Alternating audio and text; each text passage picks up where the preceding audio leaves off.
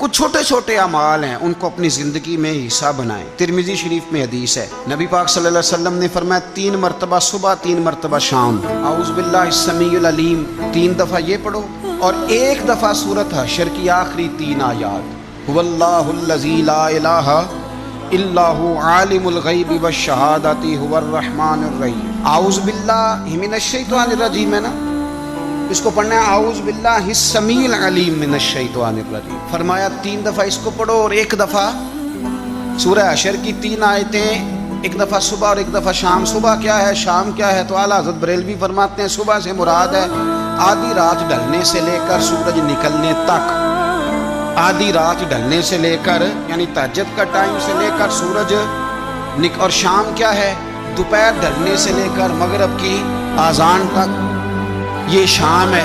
اب سن لیں، یہ ترمذی کی حدیث ہے سیاستہ کی، نبی پاک نے فرمایا جس نے 3 مرتبہ اعوذ باللہ پڑھی اور 1 بار سورہ حشر کی آخری 3 آیتیں پڑھی، 1 دفعہ صبح پڑھے 1 دفعہ شام پڑھے، نبی کریم علیہ السلام فرماتے ہیں اگر صبح پڑھے گا تو 70,000 فرشتے شام تک، اور اگر شام کو پڑھے گا تو 70,000 فرشتے صبح تک پڑھنے والے بندے کی مغفرت کی دعا مانگتے رہے۔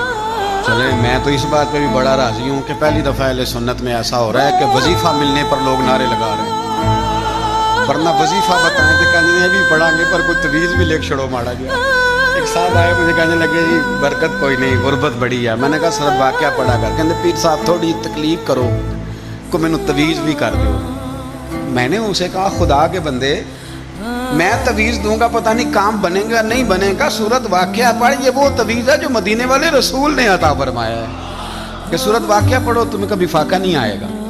تو وظائف پڑھیں، عبادات کریں، تیاری کریں، کچھ نیک اعمال بچائیں ایسے جن کا ہمیں پتہ ہو، جو ہمارے رب کو پتہ ہو۔